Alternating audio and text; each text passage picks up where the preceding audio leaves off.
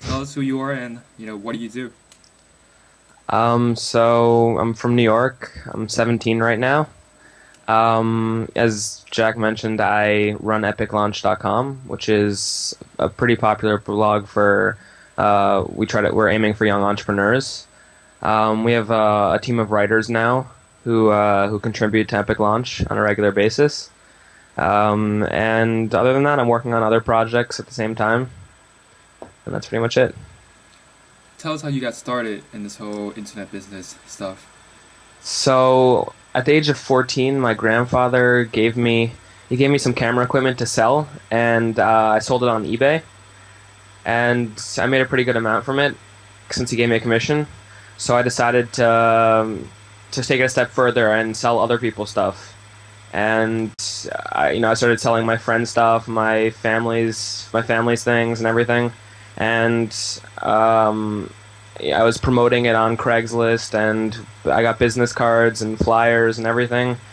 And eventually, Channel 12, they were doing a story on surviving the economic crisis. So they called me and thought it would make a pretty good story, since you could sell things on eBay to survive the economic crisis. So that interview really helped. It has 30,000 views today on YouTube, and it got me into entrepreneurship. Nice. Yeah. So tell us how did you get your first client other than your grandfather to start selling on eBay? I think it was on Craigslist. I would post under services. I'll sell your things on eBay for you, and I got a lot of hits on that, and a lot of people were contacting me from that. So that definitely broke the barrier. Was that better than what you were doing with posting the flyers? Yeah, posting the flyers was mostly for like really local people. I was posting it on on the streets around near me at first, but Craigslist it allowed me to expand way more. Okay. Yeah. What kind of stuff were you selling? Mostly electronics. That was definitely the best because it was the easiest and it sold for the most. There were also a lot of random things that I got, like there were some art pieces, some collectibles, baseball cards. A few people asked me to sell their car, which didn't happen because I don't know if that's legal. For someone at my age to do that, probably a lot of requirements. And a lot more random things. So, how would that work? They would send you all the product for you to sell, and then yeah, either they would drop it off or they would ship it to me. Usually, dropping it off would be easier because it's cheaper. That's usually how it happened. Yeah, I could just imagine like having a car rolled up, in your house, and your mom's like, "Is this for you?" Like, no. Yeah, I don't know what my neighbors thought, but they must have been creeped out at times. So, how did you do with that whole business? Is it still running now? Not really. It was too time consuming at a certain point, and I had to concentrate more on school. So, the other reason is I got into building websites and WordPress and things like that, which interested me even more. So eventually, I moved fully on to doing that. Okay, yeah. So let's talk about that a little bit. How did the whole, your original blog, Ben Lang, get started? So first I had used I don't know if you know this, Wix, to make myself a website for I called it eBay Ben, which was my website for my eBay business. I saw that, yeah. Yeah. So, and then eventually I had a friend who got me started with WordPress, and I learned a lot from it, and I really enjoyed doing it. So I made myself a website with that, and then I made a website for like an investment fund that I knew of. They asked me to, and then my mom needed one and everything. So that happened, and at the same time I decided to make myself a blog, ben-lang.com, which the more I started blogging, the more I enjoyed it, which is how it grew. Okay. Yeah. So, did you have a launch for your blog, or did you just kind of start off small and start telling your friends about it? I think at first I didn't really know how to use it. I was just posting, I was reposting like interviews, so it wasn't really me writing things. But as I wrote things and shared it with friends, it started taking off more. But there wasn't an official launch. Okay, so I'm curious because when I saw your blog, it was already very popular. Yeah. Tell some of the other bloggers out there how you went from 0 readers before you launched it to even 1,000, 2,000 readers. It's a good question how that happened. I think a lot of it was connecting with other people, with other readers and bloggers, responding to comments, commenting on other blogs, and connecting with other people. That brought a lot of people over, and I think that's something that every blogger should do to get started. Right. Now, at what point did you start getting your first, I don't want to say guest poster, but first regular contributing author? That was before I rebranded it. I mean, because that's the reason I rebranded it, because we had so many contributors. But I would say like a few months after, people started asking if they can contribute. It wasn't fully regular contributors, but those people wanted to write, and a lot of them wanted to. So, I mean, that's the reason I rebranded to Okay. EpicLaunch. Yeah. So, what is the advantage for someone to contribute to your blog or just any blog in general, being a guest author?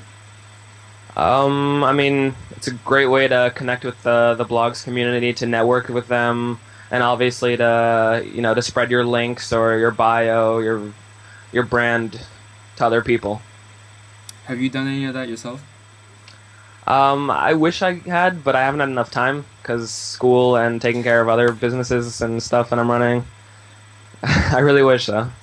All right, we'll get back to your other business. One of them being, Yeah. the New York Times. But Oh yeah. yeah, how much traffic do you get now? On EpicLaunch? Yeah, It really depends. Like a month, a week, a day. a month.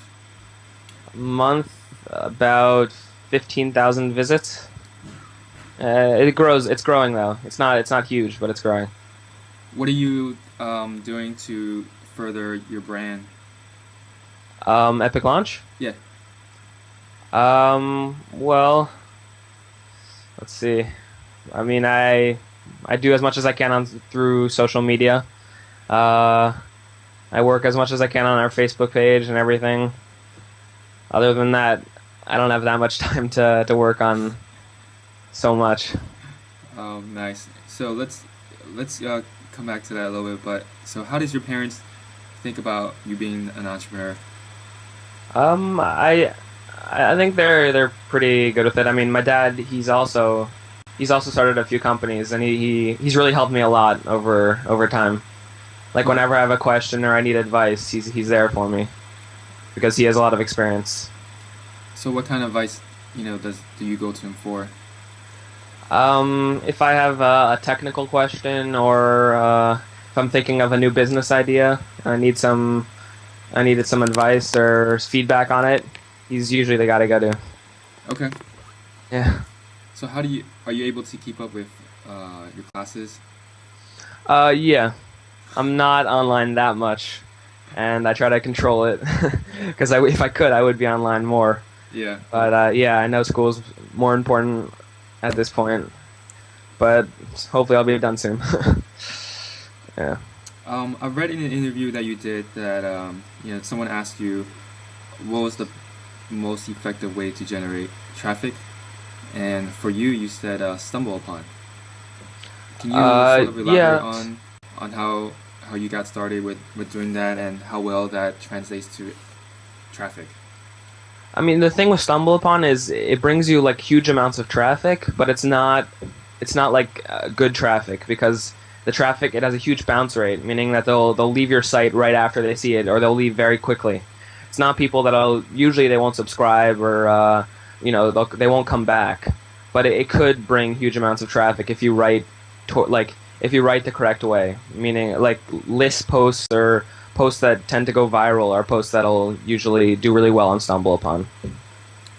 Posts that do really well in StumbleUpon are lists, and what else? I mean, lists, anything like useful to the reader, anything funny. I mean, not everything will work, but some things do. Like right now, the thing that has the most stumbles on my website is this toolbox that we made. It's we called it like EpicLaunch Toolbox. It's all the tools that we use between the founders of EpicLaunch, and it's gotten 8,300 hits from StumbleUpon because it's really useful. It's organized pretty well, and so people like to come back from Stumble. Yeah. So I found StumbleUpon to be really hard to use because, it's just hard to, get people to follow you or follow and having them stumble upon you. Like, how does that whole process work, and what's a really good way to start using it? Well, I think the best way, though I'm not sure if StumbleUpon appreciates this, is to connect with your friends and ask them if you have a really good article that you think could do well in StumbleUpon, to ask your friends if they could give it a few stumbles. Because if you ask them personally to do it, it might trigger a good effect. Okay. Yeah, I mean that's what I did. It didn't work? No, it did. I asked you to stumble and it worked. Okay, so that's how to get started, and then eventually you get more followers and it'll trigger itself on its own. Okay. What's been your biggest success so far, and what have you learned from it?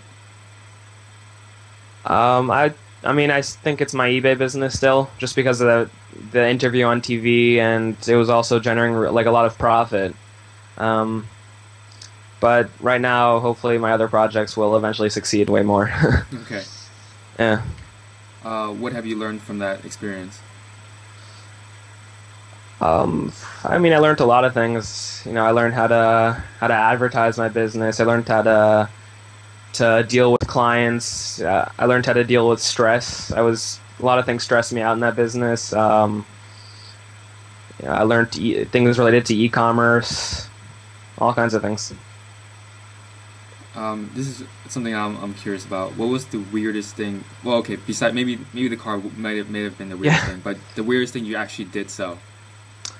I think the weirdest thing that happened was in my garage. We found these little soldiers, painted soldiers. They were little lead things. They looked like the pieces from Risk, and I had no idea what it was. I think it was from the previous people who lived here. They were buried somewhere, and I decided to look them up. And for some reason, this little box of soldiers, it sold for like $500. It was just, I mean, it was very random and pretty cool. Yeah. Okay. Nice. So